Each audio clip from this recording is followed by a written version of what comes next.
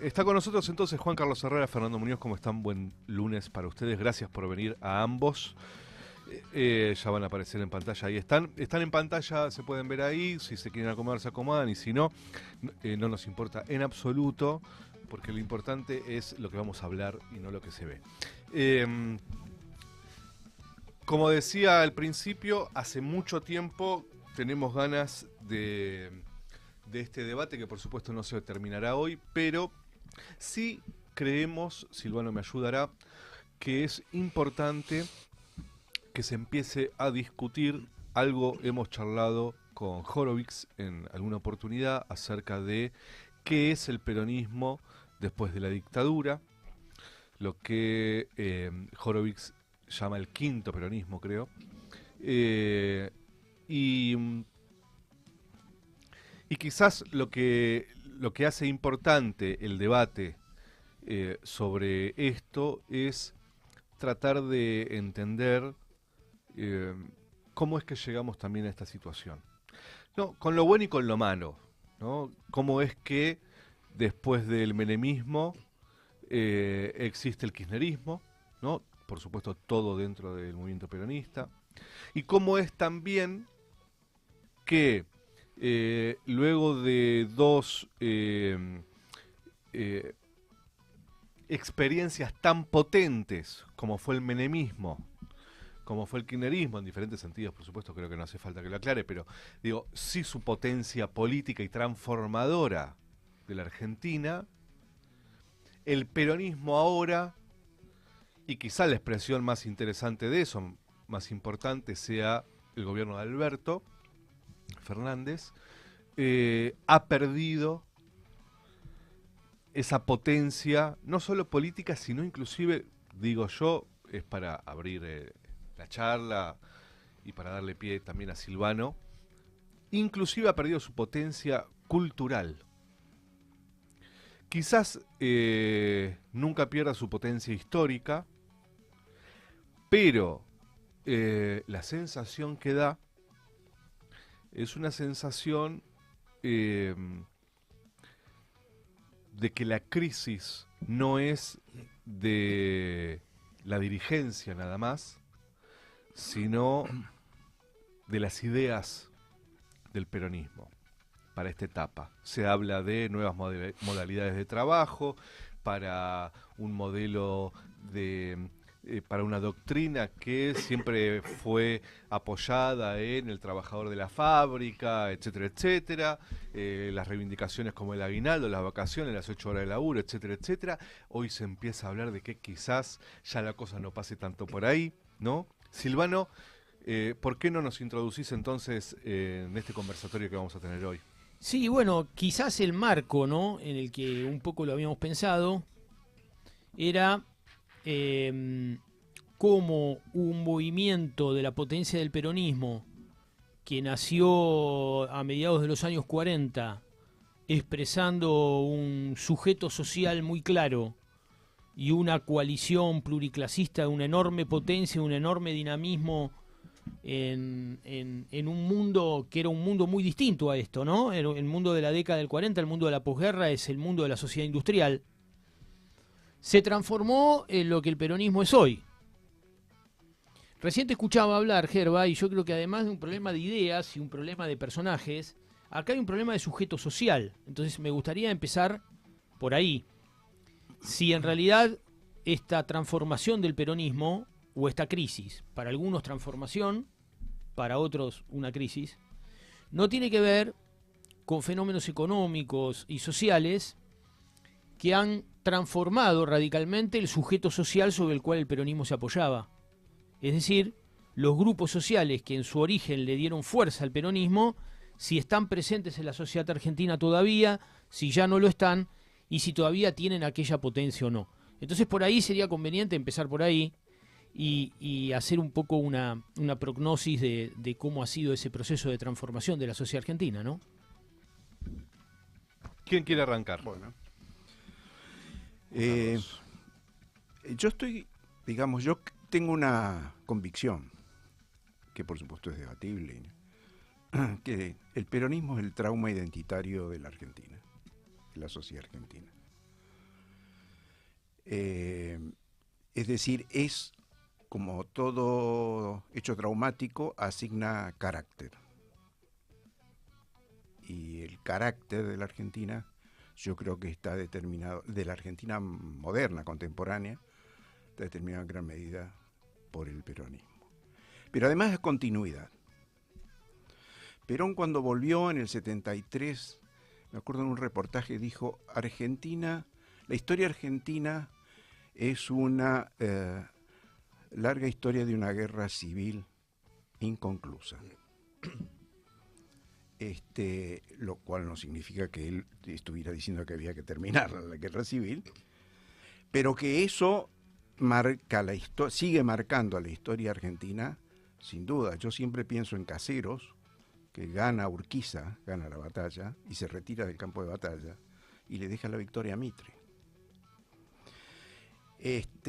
Hay cosas no saldadas, y eso no se termina de saldar en la política. Estados Unidos tuvo una guerra civil, que fue determinante para su futuro, ¿no? Ahí se jugó confederación o federación, ¿no? Dos posturas antagónicas que solamente se zanjaron con la guerra. Entonces, además, sabemos que todo Estado se funda en una guerra civil. Maquiavelo lo decía ya. De manera que nosotros tenemos ese trauma y que hay que resolverlo democráticamente, por supuesto, no hay que resolverlo de modo beligerante. Eso por una parte. Y por otra parte, me parece que el peronismo significa en América Latina un hecho distintivo, porque es el único país de América Latina que hace una revolución proletaria industrial. No hay otro país. Quizás un poco Brasil, en la época de Vargas, del varguismo, pero el que hace la revolución proletaria, y el 45 es la revolución proletaria.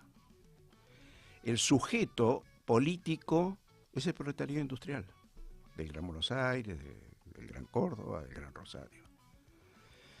Recién después viene el proletariado rural con el Estatuto del Peón, ¿no? Que es una extensión del concepto. Entonces, ahí hay algo que nos une y nos diferencia de América Latina también, me parece, ¿no? Por eso tener una mirada campesina o de revolución campesina, del peronismo y del nacional, no, es más complejo el tema. Entonces me parece que hay que tener en cuenta eso para ir a lo otro, a cómo se dan esos otros fenómenos, porque eso va a estar siempre marcado, ¿no? El tema es después de la dictadura, ¿no? Uh-huh. Bueno, después de la dictadura, ¿qué queda? Queda un país con una decisión tomada afuera de que no puede ser más industrial este país. Esta es la decisión que se toma en el 76. Argentina no puede ser un país industrial. Ya lo toman los ingleses antes, ¿no? Y los norteamericanos continúan con eso. Además, como castigo, porque Argentina en la Segunda Guerra se mantiene neutral, no entra, y aprovecha para... Nosotros no pudimos abastecer a Europa con mercadería en el Plan Marshall.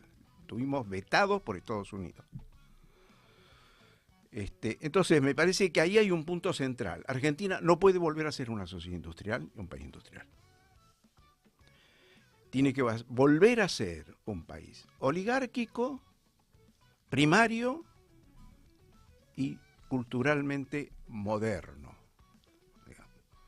Ahí me parece que está el punto de partida. Yo lo dejaría acá, le daría espacio al compañero. Muy bien. Muy interesante. Sí, yo tomando esto del carácter de la nación, el peronismo como como identidad o como carácter. También pensaba en relación a los efectos de la dictadura. Por un lado, un país industrial predictadura que además era eminentemente fordista, tenía una concentración obrera muy numerosa en grandes plantas industriales de 4.000, 5.000 trabajadores, aún dentro de las ciudades, como ocurría aquí mismo en la ciudad de Buenos Aires, que era una ciudad eminentemente trabajadora, fuertemente obrera, y que en el 83 ya tenemos otro país. El ataque, digamos, directo de la dictadura a la industria, al trabajo, fue brutal. E inclusive de relocalización de fábricas, porque de hecho la dictadura termina con la ciudad de Buenos Aires como ciudad industrial, termina con Avellaneda, con San Martín, que eran las que concentraban la mayor cantidad de fábricas junto con la ciudad.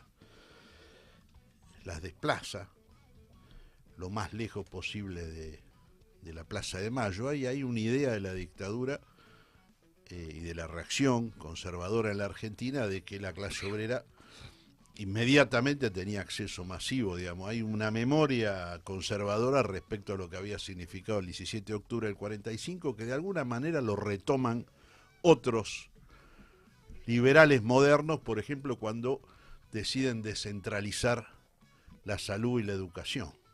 El caso de Cavallo, que dice que el problema se traslade a las provincias, hay que desconcentrar la protesta en la nación, en la Plaza de Mayo. Pero bueno, digo, para no irme, sí incorporo 2 o 3 cuestiones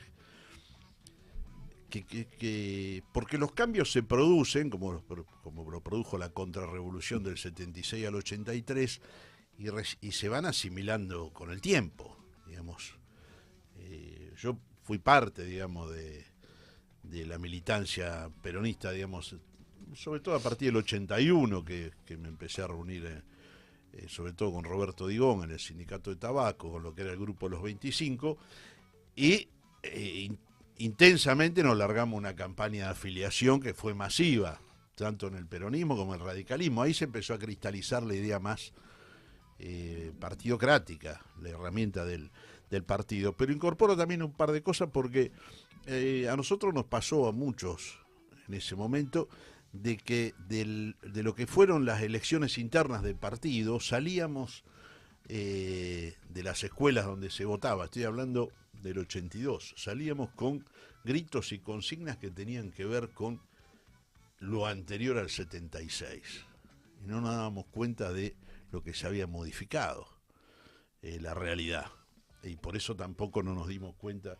de los 10 puntos de diferencia que sacó Alfonsín a esa lista que fue votada en septiembre del 83 en un congreso que tiene el peronismo, que es la de Luder Vitel. Yo digo que el peronismo, y Herminio Iglesias en la provincia de Buenos Aires, el peronismo para mí quedó congelado en aquellos que habían sido la mayoría ministros de Isabel Perón en el 75-76. Era Rucauf, Robledo, que fue precandidato a presidente, Cafiero, Luder, Vittel, bueno, podemos nombrar varios más. Un peronismo congelado, suspendido también por los exilios y por las muertes de miles y miles de militantes durante la dictadura, que ya no tienen incidencia en la vuelta de la democracia. Quizás la incidencia la mostró un grupo de intelectuales, y con esto cierro, en 1985, entre los cuales nombro Dora Barrancos, Feynman, Bernetti, el Mempo Giardinelli, que se van públicamente del Partido Justicialista. Hacen una declaración pública, y esa declaración creo que inclusive la escribió Chacho Álvarez, pero al final dijo, no, yo me quedo. Como siempre. Como solía pasar. No, pero digo, bueno, ese grupo de intelectuales se puede decir que es casi el club de los exiliados. Y las otras 2 palabras, digamos, que a mí siempre me trajeron a esta cosa de esa transición hasta que uno va tomando conciencia también de los cambios que se produjeron, que es la discusión Malvinas y la discusión Mundial 78. cómo la vieron los presos, cómo la vieron los exiliados, cómo la vieron los militantes que estábamos acá en la Argentina. Ahí también se abrió cierto abismo, digamos, ¿no? Ahí se veía que la aspiración de unidad que planteaban los ex ministros de Isabel, que era, bueno, mantengamos la unidad, estaba tensionada por el pasado, por los que volvieron del exilio, por los presos que fueron liberados, como no sé, el caso de tipos como Josami o tantos otros, Cancagullo, y esa nueva Argentina que expresaba Alfonsín. Yo los quería introducir otro tema, digamos, que es el rol del movimiento obrero en ese contexto, y sobre todo la figura de Saúl Gualdini. Porque el discurso liberal, sobre todo el periodístico, el académico, el comunicacional en general, rescata siempre la figura de Alfonsín, ¿no? Y también, de alguna manera, Cafiero está también como un poco indultado por cierto liberalismo, pero la figura de Gualdini es una figura que no les es muy afín. Entonces yo quería preguntarles, ¿cómo vieron ustedes en aquel momento y cómo lo ven hoy aquella última manifestación de un movimiento obrero organizado realmente fuerte, con liderazgo, con representación nacional y con una CGT que expresaba todavía el deseo, la aspiración de reconstruir la Argentina industrial? ¿Cómo lo vieron entonces? Es interesante que nos cuenten cómo lo vieron entonces ustedes y cómo lo ven hoy, transcurridos tantos años. Buena pregunta la tuya, porque me parece que ahí hay muchas cosas. Para mí Gualdini es el último canto del cisne del movimiento obrero, proletario, industrial argentino. La consigna era tierra, pan y trabajo. O pan, paz, ¿no? Pan, Sí, paz y trabajo. pan, paz y trabajo. No es la reivindicación de un proletariado. No. La reivindicación del proletariado es salarios, es mejores condiciones de trabajo, de vida, participación en las utilidades, en las ganancias. Es un proletariado que está diluyéndose. Y él pega un grito. Yo creo que Saúl pega un grito con esto. Por eso digo el último canto del cisne. Pega un grito y dice, desde acá volvamos a reconstruir. Eso me parece que es el proyecto o la idea de Saúl, ¿no? Desde acá paremos la caída y tratemos de trepar de nuevo. Y yo creo que eso no ha sido bien comprendido. Y entonces ha quedado una imagen de Saúl como de la solidaridad con el pobre, con el compañero que perdió el laburo, y no se ha reflexionado, se ha profundizado en ese sentido. Porque además la convocatoria a la movilización que él hace 2 días antes del 2 de abril, 30 de marzo. es una convocatoria de guerra, porque no se sabía lo de las Malvinas. Y íbamos los que estuvimos ahí, fuimos a enfrentarnos en una dictadura que no tenía fecha de vencimiento en ese momento. O sea, había un espíritu de lucha realmente. Pero me parece que estaba en ese contexto, ¿no? Y hay otras 2 cosas que a mí me gustaría sumar en esto, que tiene que ver con el peronismo y que creo que el peronismo lo ha perdido a lo largo de su historia. Perón era un oficial de infantería, orgulloso de ser oficial del ejército roquista, del ejército de Riccieri. Ese ejército se propuso formar ciudadanos. Además, junto con la escuela pública, el ejército se proponía también aportar a la formación de ciudadanía. Yo hice el servicio militar, 1 año. Y Y nosotros teníamos una escuelita que enseñábamos a leer y escribir. A algunos soldados que venían del campo que no sabían, ¿no? Y la experiencia del servicio militar fue una experiencia ciudadana, de formación ciudadana. Después, cierta óptica progre ha devaluado eso. Por supuesto, los golpes militares fueron los primeros, ¿no? Pusieron al ejército en un lugar donde ni Roca ni Riccieri tenían pensado ponerlo. Eso hay que tener también. Porque además, yo no hago una reivindicación de Roca, con todo lo que obviamente su pasivo en la Patagonia, pero que Roca fue el constructor de la Argentina moderna, fue el constructor de la Argentina De moderna. eso no hay ninguna duda. No hay ninguna duda, ¿no? Sí, sí. Y Roca no fue El Estado Mitre. Nacional. Y Roca no fue Mitre. Hay que leer las cartas de Mitre sobre Roca, cuando Roca se va acercando a Buenos Aires, donde Mitre le escribe al gobernador de Buenos Aires y le dice, hay que sacar a esta chusma que no sabe usar el tenedor para comer y come con los gauchos a puro cuchillo. Esa es la visión de Mitre sobre Roca, ¿no? No sobre Rosas, sobre Roca. Entonces, ¿qué hay ahí? Hay un tema que es el territorio. Roca se hace cargo del territorio, con todo el pasivo de la Patagonia, con todo ese pasivo, que es muy discutible. Pero se hace cargo del territorio. Un tema que venía, que incluso Sarmiento en el Facundo dice, Sí, claro. el problema nuestro es el desierto. Este es el problema nuestro. Yo soy del interior, y ustedes son muy jóvenes. Yo conocí las tormentas de tierra. En el mes de agosto, en Córdoba había tormentas de tierra. Era tierra como si lloviera tierra, ¿no? Y las mangas de langosta que destruían los sembrados, ¿no? Es decir, eso ya no está en el imaginario. Eso era conquistar el territorio. Sacar las langostas era conquistar el territorio, ¿no? Entonces, hay un tema del territorio que el peronismo ha ido soslayando. Y que Perón, que era un infante y que además tuvo la Patagonia, sobre el territorio tenía una clarísima mirada de soberanía. La provincialización de los territorios nacionales es un...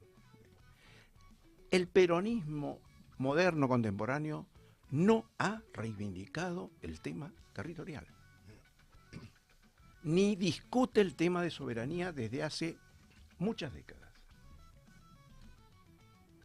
Es decir, que en el 76, junto con aquello de Argentina no vuelve a ser industrial, Argentina, si no vuelve a ser industrial, vuelve a ser puerto y algunos enclaves en el interior primarios, de extracción primaria, y la clase política tiene que volver a ser la clase política porteña, con caudillos subordinados. Este es el país que diseña el golpe del 76 con Estados Unidos, con todo ese aparato, ¿no? Y con Gran Bretaña, que nunca se retira de mirar a la Argentina. Ese es el diseño. Y lamentablemente creo que el peronismo no tomó ni el tema territorial, ni el tema de la integración poblacional, porque si yo no considero el territorio, ¿cómo hago la revolución industrial en el interior? ¿Cómo continúo la revolución industrial que había empezado Perón? En Córdoba teníamos fábrica de aviones, teníamos fábrica de autos, que en el sur estaba la energía... En Jujuy teníamos los altos hornos de Zapla. En Jujuy los altos hornos de Zapla, ¿sí? Esa mirada se perdió. Entonces, ahí hay un tema, el territorial es un tema que no está en la agenda del peronismo desde hace muchas décadas. Me quedaría ahí. Vamos a ir entonces a una tanda y cuando volvemos seguimos debatiendo peronismo, porque no nos queda otra, ¿no? Porque no nos queda otra. Mándale cumbia, operador. Radiográfica. 20 años. 20 años recuperando el aire. 20 años sonando a Radiográfica. Ya somos más de 50.000 en YouTube. Nos escuchamos, nos vemos desde el pueblo y desde el sur. ¿Papá cómo supo que es adoptado? ¿Se lo dijeron los abuelos? Sí, claro. Ayer la señora nos habló sobre las abuelas de Plaza de Mayo. ¿Y qué les dijo? Nada, que son señoras que buscan a sus nietos. Pero no dijo adoptados, dijo apropiados. ¿Papá es adoptado o apropiado? Si naciste entre 1975 y 1983 y dudás de tu identidad, comunícate con Abuelas de Plaza de Mayo. Llama al 11 4384 0983 o ingresá en abuelas.org.ar. Y si una de esas abuelas te está buscando, ¿no te gustaría conocerla? Con Ojos de Pájaro, un espectáculo de títeres para toda la familia del grupo de teatro Catalinas Sur. Te esperamos todos los domingos a las 16 para disfrutar de las aventuras de José y sus amigos. ¿Dónde? En el Galpón de Catalinas. Entradas a la gorra. Reservas por www.catalinasur.com.ar. Los trabajadores estatales tenemos un gremio que nos defiende. AT Capital volvió a enamorar. Búscanos en las redes como AT Capital. La refundación está en marcha. Sumate a AT Capital. Federación de Trabajadores del Complejo Industrial Oleaginoso, desmotadores de algodón y afines de la República Argentina. Por democracia obrera, por condiciones laborales que garanticen seguridad y salud, por un salario mínimo vital y móvil, según su definición constitucional y legal para la vida digna del trabajador.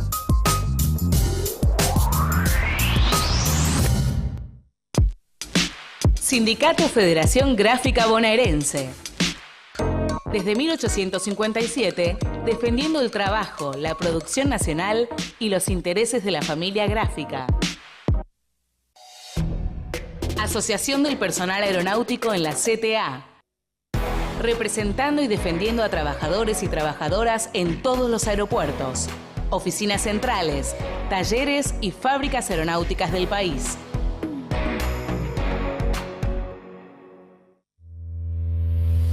APSE, Asociación de Personal Superior de Empresas de Energía.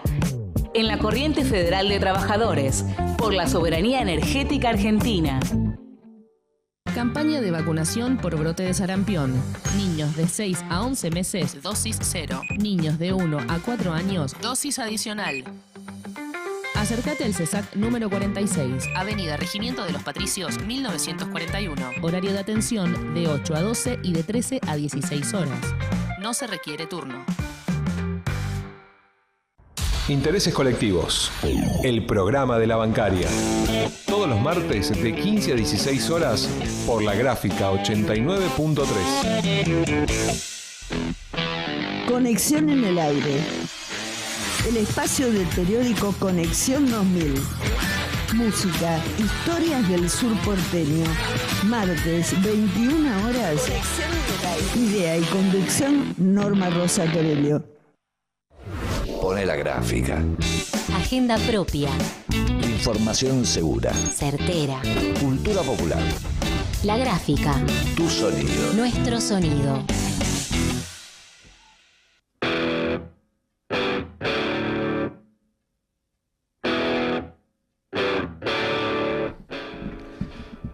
Bueno, compañeros, seguimos en el debate sobre peronismo, que sigue fuera del aire, por supuesto, y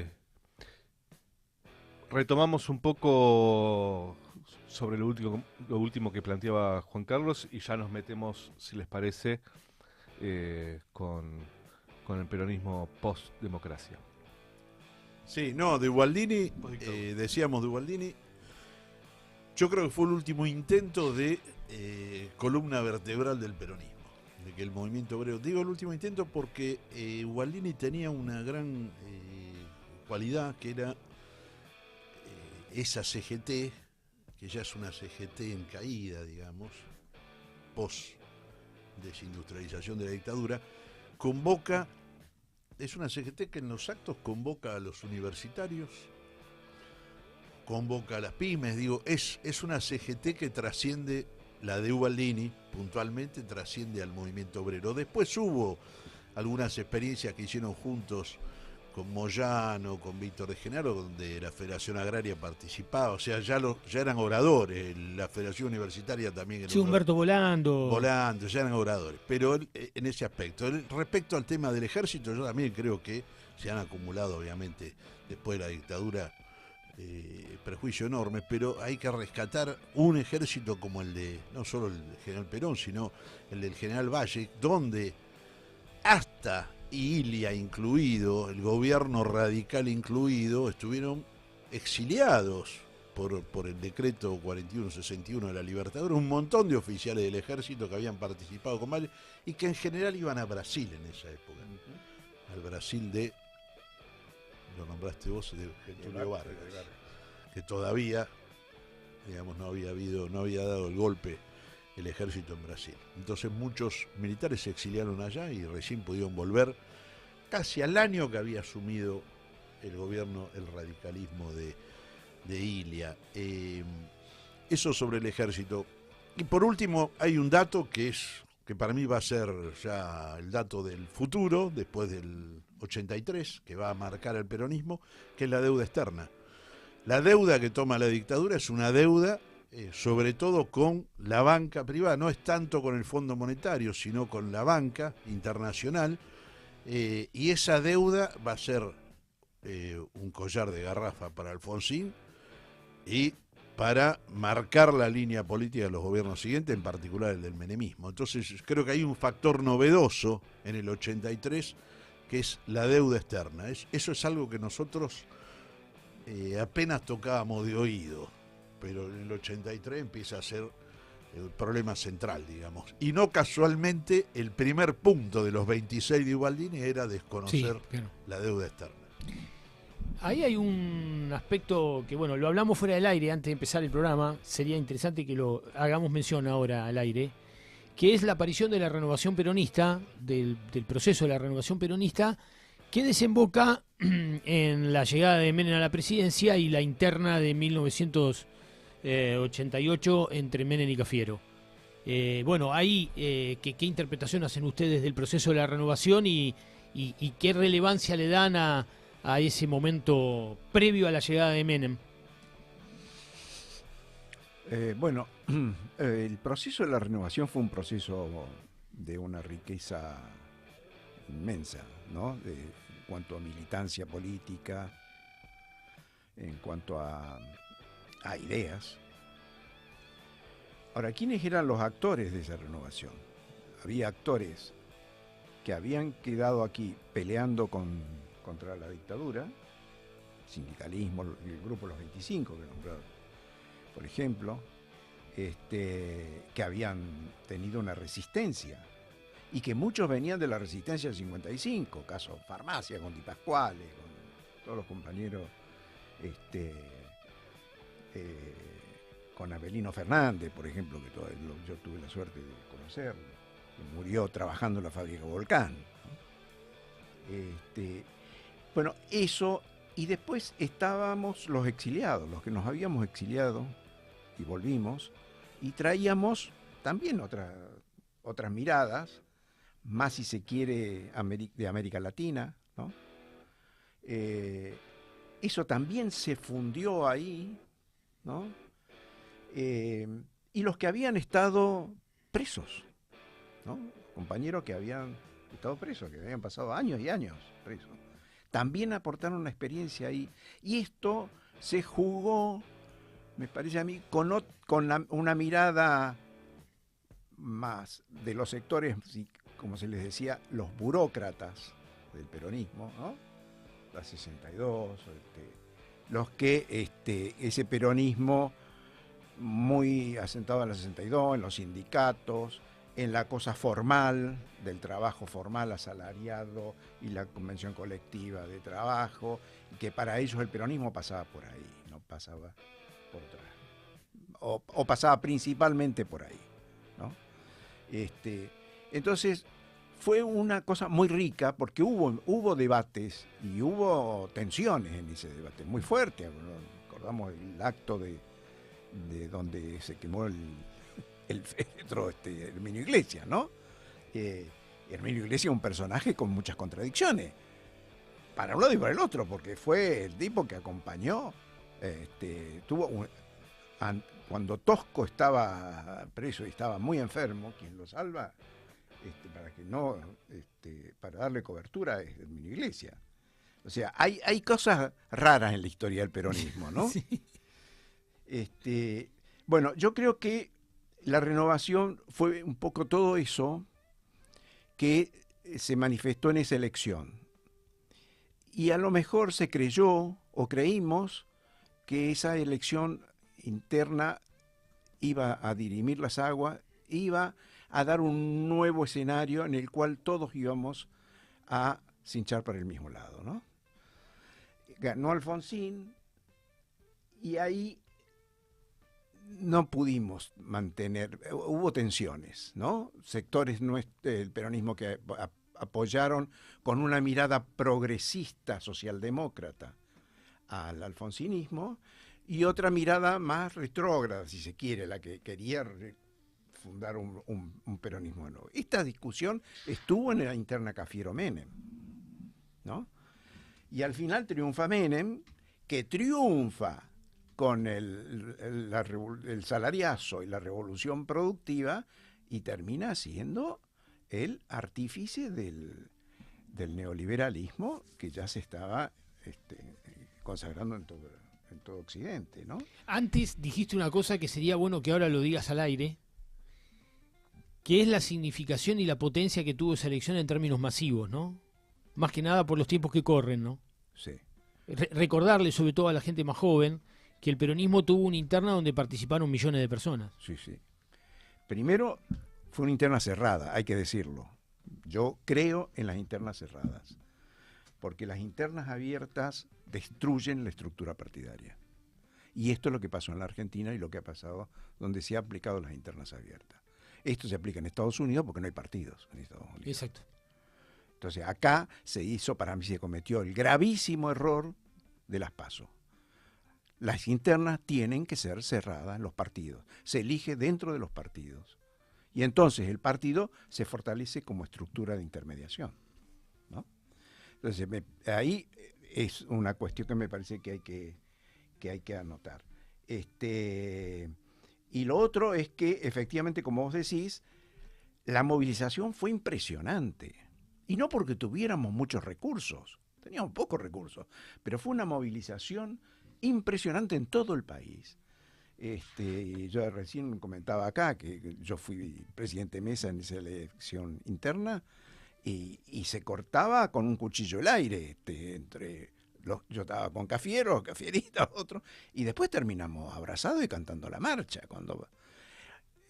Había una cosa muy fuerte todavía de identidad, ¿no? Y a mí me parece que eso se ha ido diluyendo. No solo en el peronismo, se ha diluido en todos los partidos políticos y en la estructura de representación, ¿no? Entonces, yo diría eso con respecto al tema de la interna.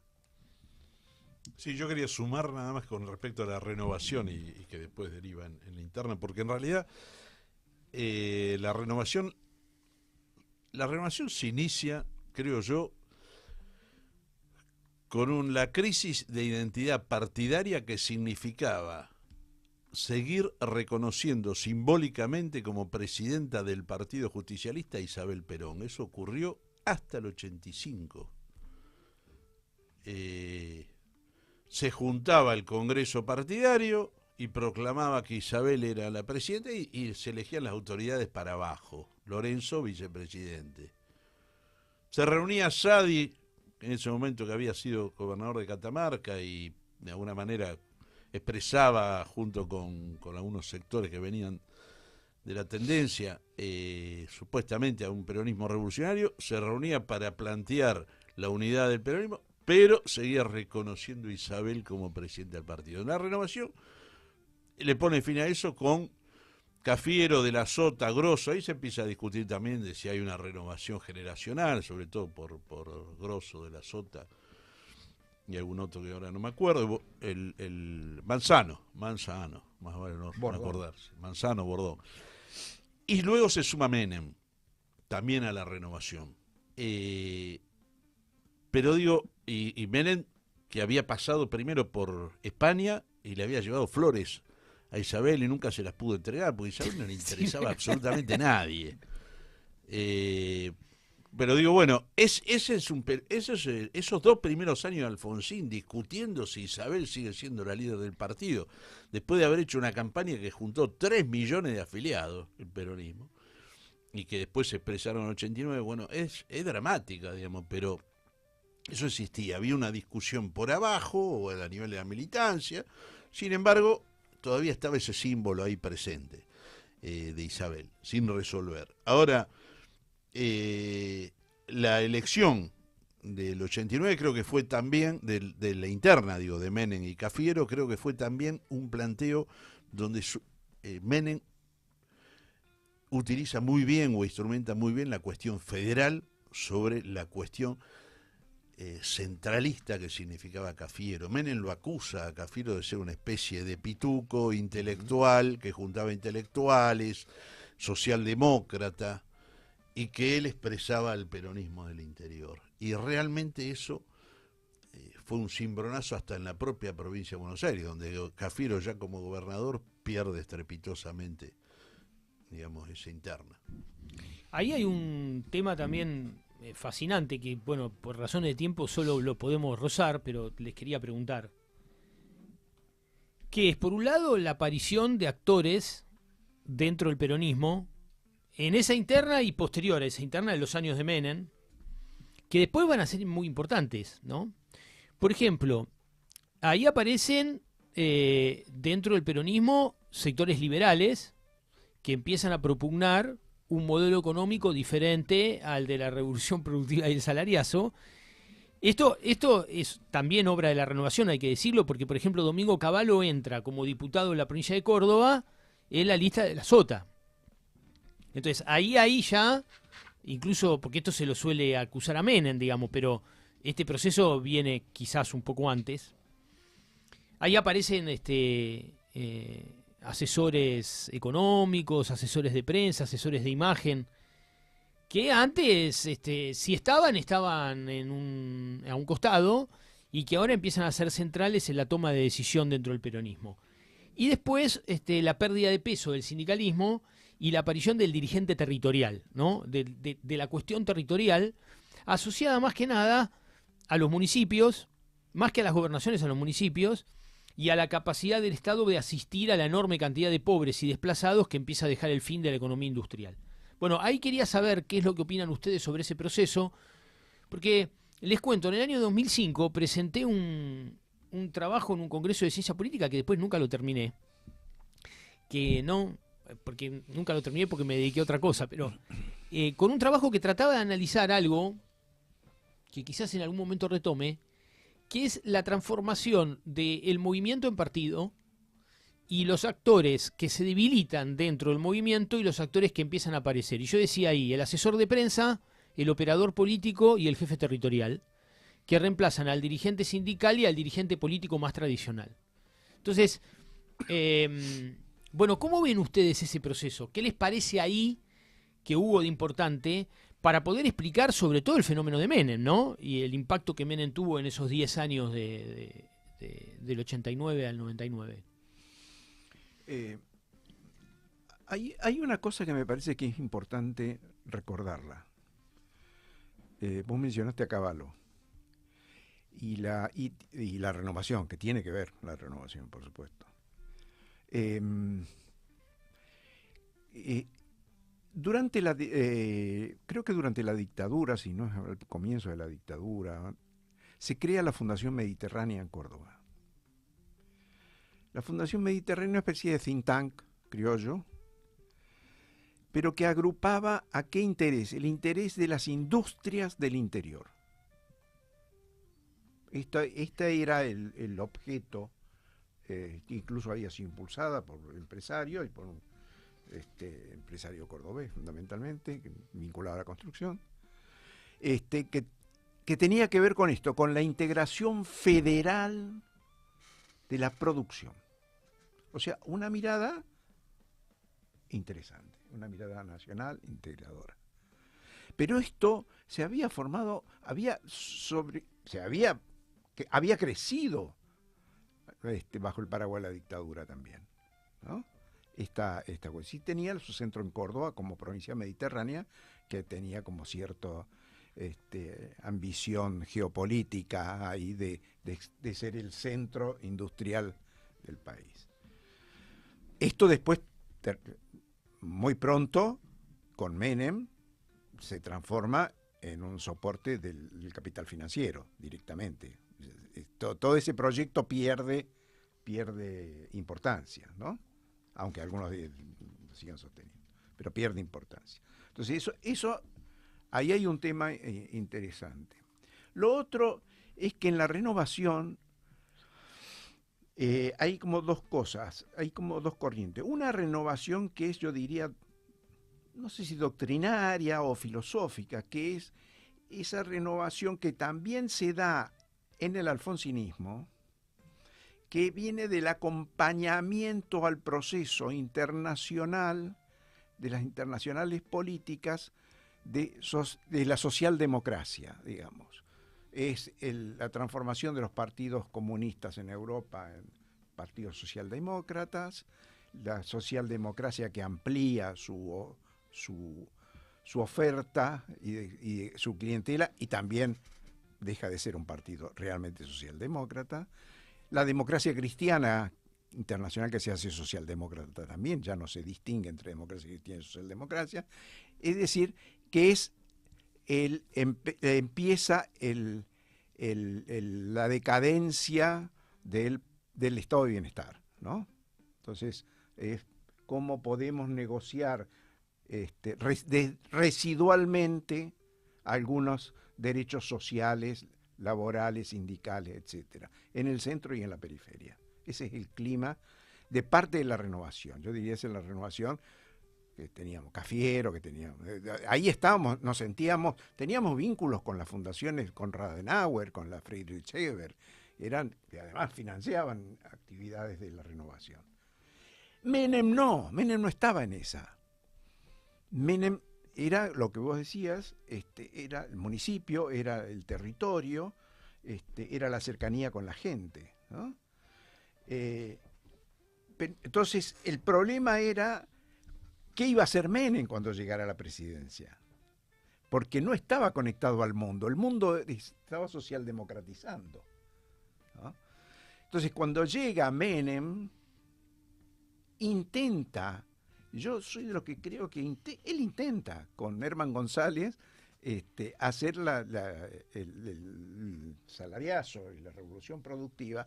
Es más, se le mueren un ministro de Economía, al segundo le hacen una operación enseguida, se lo bajan, hasta que tiene que asumir un comprovinciano de él. Exactamente. Herman González.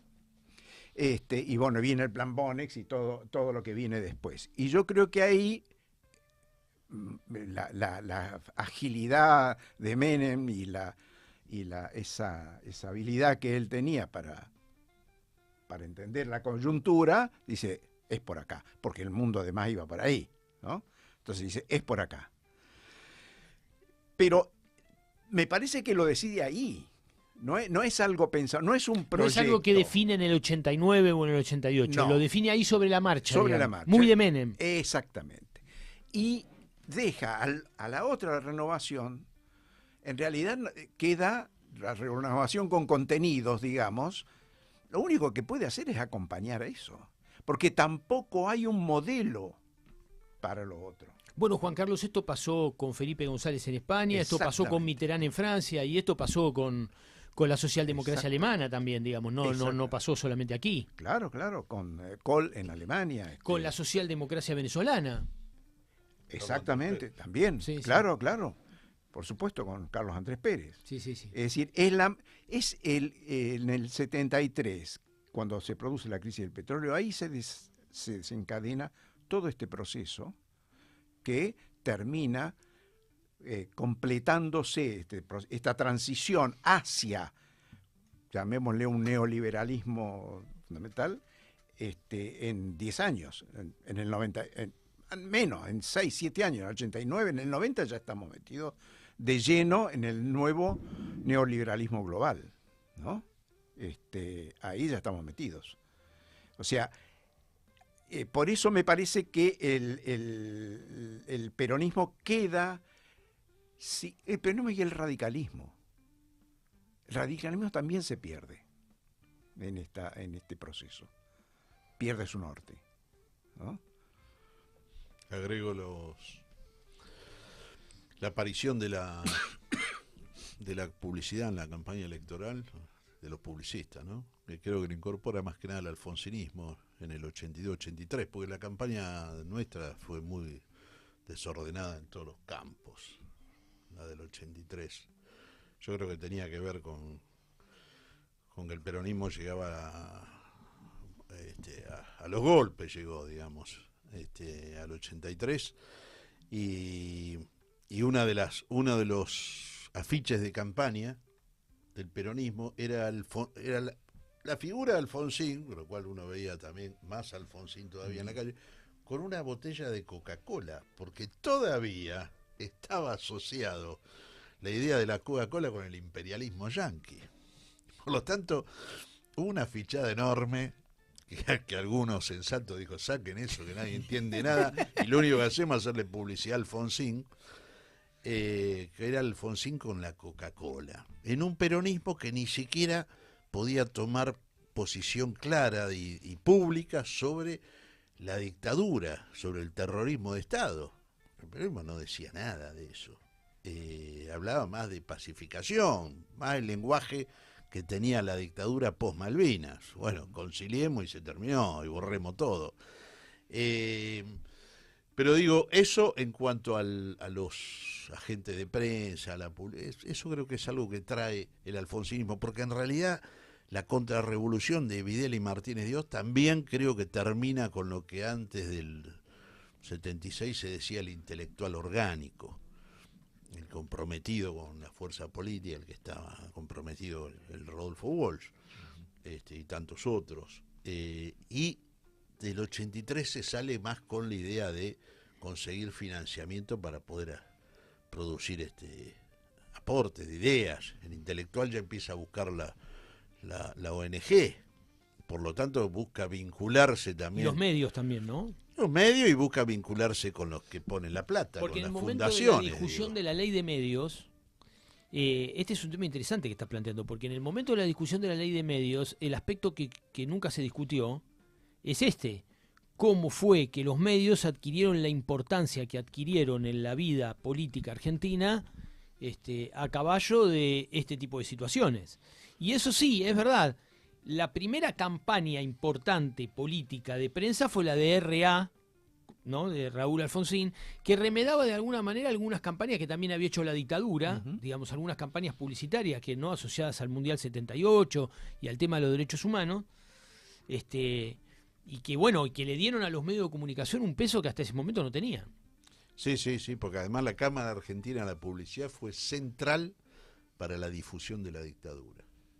Muchas de las publicidades de la dictadura estaban firmadas por la Cámara Argentina de la Publicidad. Por ejemplo, una que era de los soldados que habían sido atacados por la guerrilla. Me acuerdo una que era muy llorona, muy sentimental. Bueno, era productora la Cámara Argentina de Publicidad de herramientas para la dictadura. Y es cierto que Alfonsín la toma con la salida del túnel, creo que era la de R.A. No, lo otro que quería decir en relación al tema del 89, digamos, del menemismo, yo creo que ahí hay un factor también novedoso, que es la hiperinflación de Alfonsín, que eso creo que tiene que ver también con el tiempo moderno, ¿no?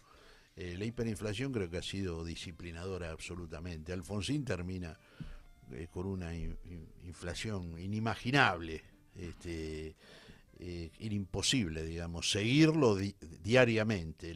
Por algo tiene que entregar antes, digamos, el gobierno, aceleradamente se va, y con muchos muertos, porque en realidad hubo una represión muy grande antes de que asuma Menem, ya hubo también.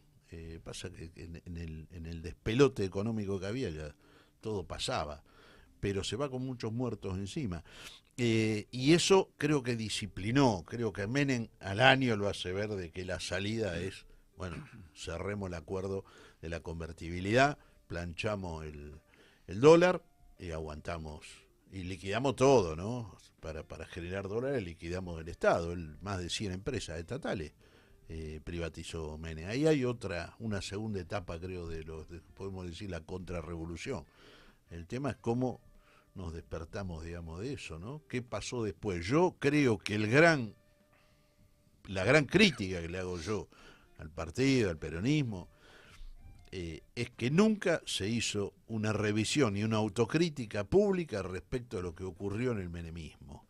Y de hecho que Menem haya terminado senador, haya muerto en el Senado, en el Congreso, y haya sido velado en el Congreso, es una muestra de lo que se puede hacer en la Argentina. Se puede liquidar el Estado, se puede traicionar 70 años de historia, no pasa absolutamente nada. El propio peronismo lo licuó. El propio kirchnerismo se la pasó por alto. Dijo, bueno, no es momento, listo, dejémoslo. Lo mismo se hizo después con la investigación de la deuda, lo mismo se hizo en el último gobierno de Alberto. Digo, ese creo que es el gran problema, digamos. Nunca se hizo un corte histórico diciendo, acá esto no tiene nada que ver o es otro peronismo, nosotros no somos esto. Nunca se dijo públicamente respecto a Menem. Tenemos mensajes de oyentes que aportan también al debate, están enganchados. Gabriela Ramírez pregunta cuándo se cambió y por qué las consignas salud, educación y justicia por la de pan, paz y trabajo de Gualdini. Bueno, creo que algo de eso se respondió. Ernesto de Barracas nos dice cómo se explica que la izquierda el 1 de mayo del 89 gritaba votar a Menem y te sale una Solgaray. ¿Qué quiere decir? Que la izquierda lo veía y el peronismo no. Después también Felipe dice o nos propone que habría que hacer un especial sobre Saúl, y yo creo que se refiere por supuesto a Ubaldini. Seguimos, vamos a hacer una breve pausa con una cancioncita. Creo que Don Cornelio y la Zona con Cenizas y Diamantes, y después seguimos con esta discusión apasionante que estamos teniendo sobre peronismo. Hemos vuelto. Con cualquier frase se puede remitir al peronismo, con cualquiera. No le voy a proponer el juego. Sí, también podemos decir que volvimos, pero no somos millones. Bueno, ¿ves? Por eso, porque hay cosas, cualquier cosa remite al peronismo. Sí. Pero bueno, lo dejamos para otro día, ese juego. Eso hay que preguntarle a un antropólogo, a un analista de discurso o a un sociólogo, ¿no? Sí, y además volverlo loco. Que se meta en ese tema, digamos. Y además cuando te explica algo, cuando te explica algo con cierta profundidad. Como Horacio González, ¿no? Sí, vos le decís, eso lo dijo Perón. Entonces lo vas volviendo loco y ya no se sabe si es un tipo serio. No quiero hablar ahora de Horacio porque siempre le tuve un enorme respeto, pero con Horacio me pasaba algo tremendo, ¿no? Que yo lo leía a Horacio y lo entendía, pero cuando lo escuchaba no lo entendía. Es decir, yo me gustaba mucho Horacio escribiendo, pero después cuando lo iba a escuchar decía, esta no es la misma persona. No puede ser la misma persona, ¿no? Che, para seguir en esto de este embrollo del peronismo, me da la sensación de que, un poco con todo lo que venimos hablando, del efecto de la dictadura, pero sobre todo de un mundo nuevo a partir de los 70, ¿no? profundamente disciplinador, que, como decía Juan Carlos, marca un rumbo para la Argentina, que es el del fin de la industria. Y además, también como venimos planteando, esta nueva práctica política del peronismo, que más allá del interna Cafiero Menem, se convierte también en una lógica mucho más burocrática, como decían recién, más del publicista que del dirigente, etcétera. Pareciera ser que hoy, por lo menos en términos de debate público, hay dos peronismos discutiéndose. Uno es el peronismo más arraigado en la doctrina y que se plantea como profundamente leal a los principios del peronismo y que de ahí y que con eso solo alcanza. Por ejemplo, tenemos a Guillermo Moreno, uno de los que plantea que no hay que inventar nada, todo está escrito en la doctrina y que por lo tanto lo que hay que hacer es eso. Martín Ayerbe es otro, y algunos comunicadores también que Cunio. se sienten Cunio, algunos comunicadores Rebord. también con mucha repercusión, como puede ser Rebord o como pueden ser los de Rosario, Cabaret Voltaire. Cabaret Voltaire, digo, hay un sector que inclusive reivindican el catolicismo. Incluso un sector peronista. juvenil, ¿eh? Sí. Juvenil. Sí. Y después hay otro sector que se discute del peronismo. Mi hija está ahí. En ese... Sí, en ese equipo. ¿Y tiene cuántos años? 20. Bien. Y después hay otro sector que diría que en términos sintéticos es lo que expresa el kirchnerismo, ¿no? O el axelismo, si existe eso, pero que a grandes rasgos es un poco más heterodoxo, reivindica mucho más ir adaptándose a las nuevas ideas, a las nuevas demandas, etcétera, pero que finalmente está en una crisis total, en donde le cuesta hacer lo que pregona, que es adaptarse a los tiempos y construir mayoría. Pareciera ser que hoy, no porque nos agarremos de ejemplo a tu hija, pero tu hija tiene 20 años y se siente mucho más interpelada por un discurso conservador ortodoxo, conservador en el buen sentido, me refiero conservador a que... Sí, doctrinario. Doctrinario, ¿no? Tradicionalista. ¿No? Que por lo que uno, por lo menos estéticamente, podría señalar como un poco más obvio que una piba de 20 años, un pibe de 20 años, se va a sentir identificado más con una persona como Axel que con Guillermo Moreno. Sin embargo, el peronismo está en crisis, no importa si es por la doctrina o si es por movimientos un poco más progresistas. Entonces, ¿qué peronismo uno podría esperar para interpretar los tiempos que corren y construir mayorías otra vez, Juan Carlos? Qué pregunta. A mí me parece que hay cosas que son identitarias del peronismo que después de la dictadura no hemos sabido reinterpretarlas y dar un debate sobre esto. Uno es lo nacional. Lo nacional que tiene que ver con lo territorial. Pero no lo territorial en el sentido de que este es el territorio, estos son los límites. Sino lo territorial significa población. Territorial significa producción. Territorial significa federal. El peronismo ha olvidado el legado y la obligación histórica de defender el federalismo.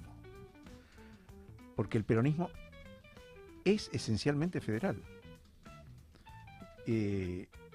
Ningún otro partido lo es. El radicalismo no es un partido, nunca lo fue históricamente. No, nunca lo fue histórico. Es el único partido El socialismo y la democracia progresista mucho menos. Tampoco, eran citadinos. Lo fue primero el Partido Conservador, el Partido Demócrata Nacional fue un partido federal, y el peronismo también. Sí. Mi abuelo era dirigente del Partido Demócrata Nacional. Era antiperonista, pero en el 46 ese partido se dividió, el Partido Demócrata Nacional. Un sector contra Perón. Y mi abuelo votó a Perón. Sí. El llamado conservadurismo popular. Exactamente. Entonces, ahí me parece que el peronismo ha perdido eso. Ha dejado eso. Y ha entrado otra cosa sustitutiva, que es una especie de municipalismo. El cordobesismo. Exactamente. ¿No? Exactamente. Se empieza a nombrar el peronismo. Claro. Por ejemplo, el cordobesismo, que es el provincianismo, ¿verdad?, lo inventa Zanichelli, que era el gobernador de la Unión Cívica Radical Intransigente de Córdoba. Sí. Es un invento radical, sí, que lo asume de la Sota, que es su yerno. Y se proyecta desde ahí. En realidad, Juan Carlos, me da la sensación de que también la crisis del federalismo tiene que ver con un nuevo modelo económico para la Argentina, porque no es casual, creo yo, que en Córdoba se hable de cordobesismo con este nuevo, digo nuevo porque estamos hablando en términos históricos de hace mucho tiempo, este nuevo fenómeno de la concentración de la tierra con la soja, etcétera, etcétera. En Santa Fe pasa algo parecido, el socialismo de Santa Fe, que un día juega por un lado, para el otro, pero me parece que también esto del federalismo es un poco la fragmentación de la economía nacional, ¿no? Es un modelo que lleva a la fragmentación, claro, el modelo que viene neoliberal, por supuesto, pero además nosotros, yo creo que nos equivocamos en la crisis del campo. Nosotros creímos que esa crisis del campo era la vieja reivindicación de la oligarquía de la provincia de Buenos Aires, terrateniente y parasitaria, y no nos dimos cuenta que había un nuevo sujeto socioeconómico, geoeconómico, que era la soja de la zona núcleo de Santa Fe, de Córdoba, Entre Ríos, que no venía de eso, que era otra cosa diferente. Y ahí no supimos distinguir oligarquía de una burguesía, por llamarle con términos más marxistas, si se quiere, pero que eran los pequeños y medianos productores, ¿no? Y del interior. Y ahí el peronismo no supo dialogar con ellos. Y ahí me parece que ahí hubo una cuestión que hay que repensar y debatir y discutir. Es muy debatible lo que estoy diciendo y muy discutible. Pero me parece que es un tema. Pero por lo menos hay que explorarlo, ¿no? Digamos, y no cerrarlo o esconderlo. Digamos. Exactamente. Y después el tema de las economías regionales, también, que el peronismo no ha sabido, porque el peronismo ha ido en una deriva desde el 76 para acá. Ha ido en una deriva porteña, ha ido en una deriva centralista. Y la Constitución... La reforma del 94 La reforma del 94, como dice Milei, le pone el clavo en el ataúd. Sí. Y eso es lo que se demuestra con esta cosa de refugiarse en el conurbano bonaerense y cada vez más, ¿no? Un poco desde las antípodas nuestras, esto es lo que sostiene Carlos Pagni. Sí, claro. Carlos Pagni está diciendo esto, digamos. Claro. Lo que pasa es que la clase que movió y promovió eso, ahora se está dando cuenta que tiene un problema, que generó un problema, que es que la concentración urbana, pobre y miserable, le va a hacer el golpe. No el golpe de Estado, le va a hacer la revolución social, o por lo menos la insurrección. Entonces, antes querían ellos, era la oligarquía la que quería el conurbano, porque no quería el desarrollo del interior con un desarrollo armónico en el interior. Quería el conurbano. Siempre la clase quiso el conurbano, de servicios, de servicios baratos, de comercio y demás. Y el resto no importaba. Y ahora está asustado. ¿Por qué? Porque el equilibrio social en un país donde hay una concentración fenomenal de la riqueza y donde una despoblación y todos vienen hacia esta zona, bueno, es un potencial disruptivo social fenomenal. Ese es lo que les hace ahora hablar del interior, ¿no? Claro. Y esa lectura creo que no la estamos haciendo desde el peronismo. Me parece que esa lectura hay que hacerla del peronismo. Yo creo el tema de la integración federal y sobre todo y el tema de la institucionalidad federal. Tienen que volver a ser las provincias, los gobernadores, tienen que volver a tener un poder y un protagonismo que lo están teniendo más o menos. Eso es lo que establece la Constitución. Que es los lo que gobiernos de provincia son el cuarto poder del Estado. Claro, está claro la Constitución. exactamente. Y entonces tiene que darse el debate político, la lucha política. Tiene que darse en la discusión sobre la agenda federal. Y si hay un partido al que atraviesa eso, es al peronismo. Absolutamente, es el único partido. Sí. Fernando. Creo que lo más difícil en este tiempo es construir mayorías. Digo, por la fragmentación que ha producido esta etapa, digamos, del capital en la sociedad. Creo que ese es el problema mayor. Y el otro desafío es definir qué sectores hay que afectar o hay que enfrentar para poder construir mayoría. Yo creo que el gran problema, digamos, que venimos arrastrando hace varios años es el debate ese que vos planteás. Yo creo que el que decís que es el peronismo tradicional con un peronismo más ayornado, en realidad creo que es la pregunta constante que nos hacemos de cómo se puede vincular en un proyecto político a los que quedaron desocupados o lo que ya en los 90 decíamos, miren que va a quedar un 30%, se decía fuera del sistema. El sistema significaba que más o menos todos zafábamos, teníamos algún empleo. Miren que un 30% va a quedar afuera, hoy tenemos un 50%. Los que están afuera, los estatales, los municipales de las provincias, que prácticamente, digamos, tienen, digamos, que dar laburo estatal porque les ha ahogado también las economías provinciales. Comparto lo que decís respecto también a la mala resolución que hubo respecto al campo de parte del peronismo, y el trabajador formal y el de la economía popular. ¿Cómo se articula eso? Y evidentemente que solamente puede ser con un concepto movimentista. El partido no alcanza para nada. El concepto movimentista es justamente ir a buscar las representaciones y confrontarlas, sumarlas, articularlas, ir al territorio y ver qué representaciones hay de las demandas, de los problemas que tiene el hombre y la mujer común. Eso es volver a reconstruir un movimiento de masas. Es, creo, el desafío principal, es el más complejo, el más problemático. Estamos anclados en una memoria, hoy la hemos de alguna manera transitado, en una memoria que tiene que ver con el movimiento obrero, la columna vertebral, el país industrial, lo que fue la renovación. Estamos anclados en una bueno, eso creo que el propio kirchnerismo. Eso es lo que creo que está en crisis también en la disputa entre Kicillof y Cristina. Que alguien quiere romper ese molde. Quizás no se decide hacerlo, tiene dificultades para hacerlo, va con actores muy parecidos a romper ese molde, pero ese molde alguien lo quiere romper, que dice, esto no alcanza. Hay que volver a una idea más movimentista, a una idea articuladora de todos los espacios. Bueno, no de los espacios unidos y organizados, me refiero a las representaciones sociales, es lo que está hecho pelota en la Argentina, eso es lo que está más fragmentado. Termino con esto.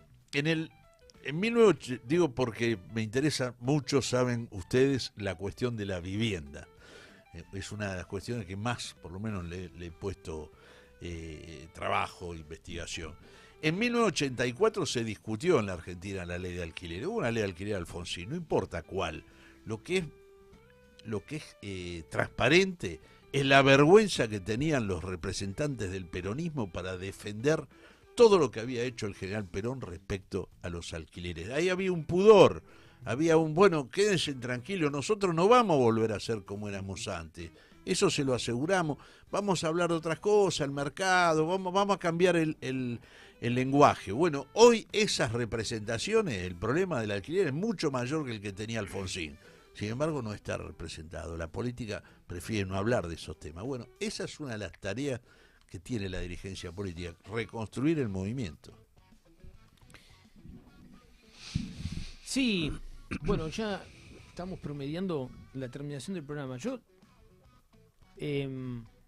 dentro de mis inquietudes cuando con Gervasio planteamos este programa, que por supuesto les agradecemos muchísimo que hayan estado acá discutiendo con nosotros, porque esperamos mucho este momento y seguramente vamos a seguir discutiéndolo, porque es el tema de la Argentina, el peronismo. No, yo ahí quería complementar un par de cosas. Yo empecé a militar precisamente en esa interna del 88. Empecé ahí mi militancia política en el campo sindical, más que en el político. A mí lo que me parece es que en todos estos años lo que yo he visto es un peronismo cada vez más impotente para plantearse la transformación de la Argentina en base a dos conceptos que creo que son los que tenemos que retomar, y me parece que cuando muchachos como los muchachos de Cabaret Voltaire, la gente de Rebord y demás hace lo que hace, está reivindicando eso, que es un sentido de lo trascendente de la política, en torno a dos ideas: la nación y el pueblo, que son las cosas que estaban cuando nosotros llegamos como individuos y que van a seguir estando cuando nos vayamos. Ese sentido de trascendencia, esa búsqueda en nuestros militantes jóvenes de algo que los trascienda como individuos y que los saque de la puja electoral y que haga de la política algo más que una carrera personal, y la fuerza de lo doctrinario entre esos sectores, es que es una búsqueda de un sentido de la militancia que no esté asociado con una candidatura, con un personaje o con una campaña publicitaria. Entonces me parece que el primer paso que hay que dar es el paso de pensar la política estratégicamente, pensarla en el largo plazo, tener una dimensión histórica de los problemas, entender que estamos acá porque hubo todo un proceso que nos trajo hasta acá, y para poder desatar los problemas que tenemos hoy tenemos inevitablemente que mirar el pasado. Y también yo creo que proyectarnos hacia el futuro es construir esas dos cosas, me parece a mí. ¿Qué es la nación hoy? ¿Qué es la patria hoy? En un mundo muy distinto al del año 45. ¿Y qué es el pueblo hoy? Con un sujeto social que se ha transformado tanto que casi no lo reconocemos.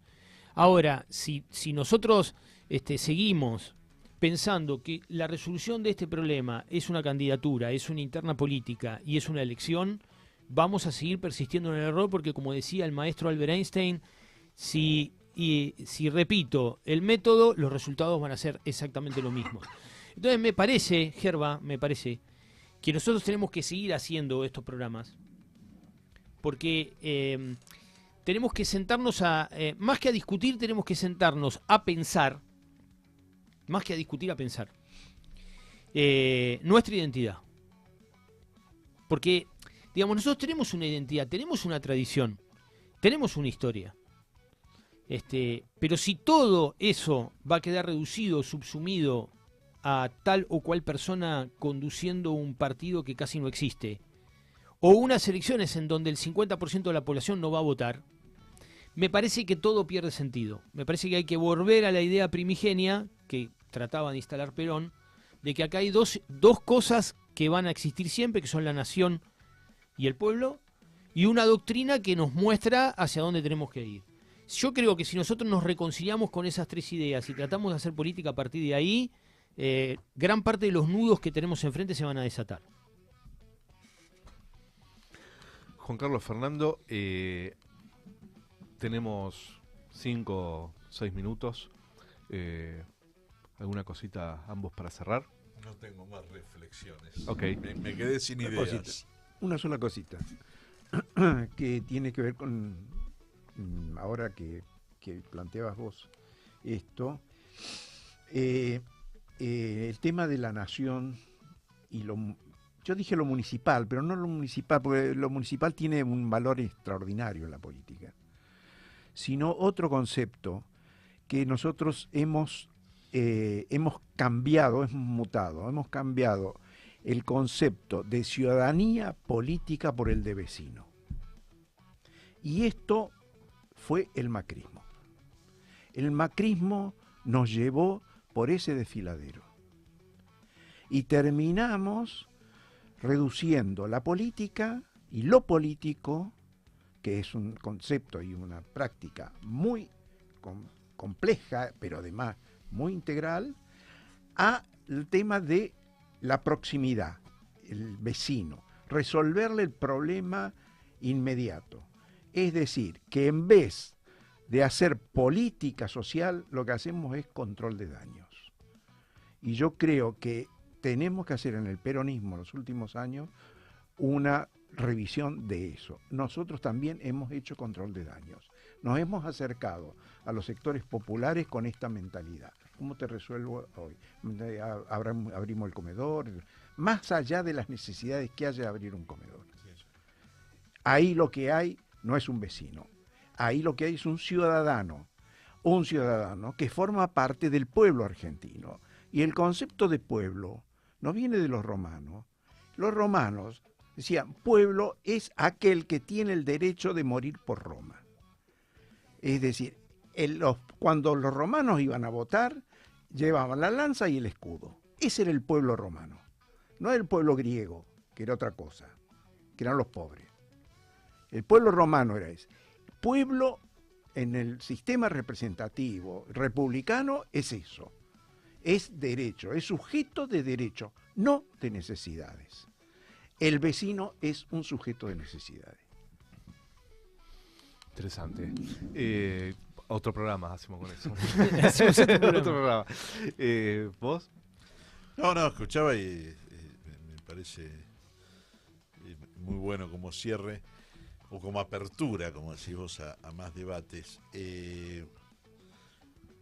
Yo una de las cuestiones, siguiendo esa línea que a veces discuto con otros compañeros, es cierta caridad, digamos, también implantada en la militancia.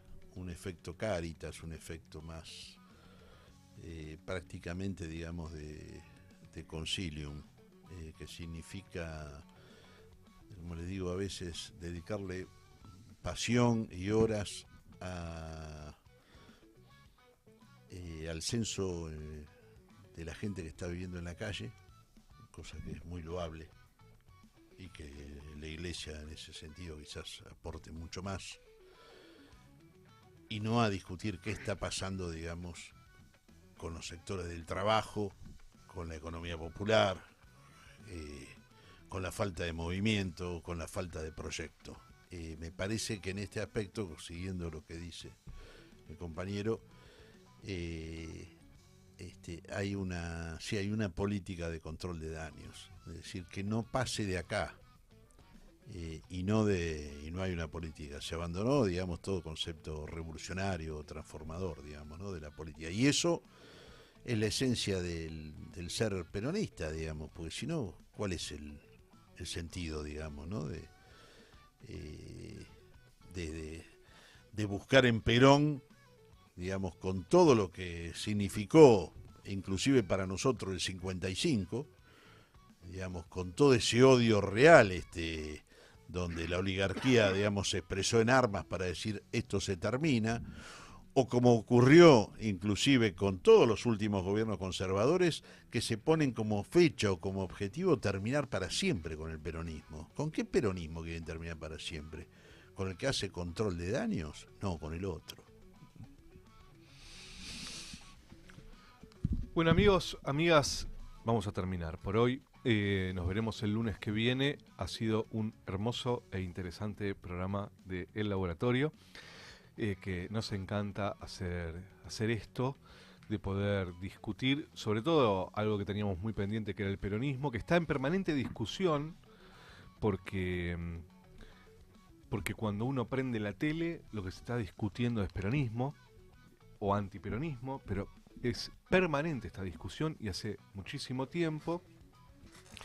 Y creíamos que entonces estaba bien discutir hacia adentro de lo que sucede con el peronismo, por lo menos en una etapa recortada que es la vuelta de la democracia. Gracias a los dos por las ideas, por el compromiso, por haber venido hasta acá también, a Juan Carlos por haber venido una vez más.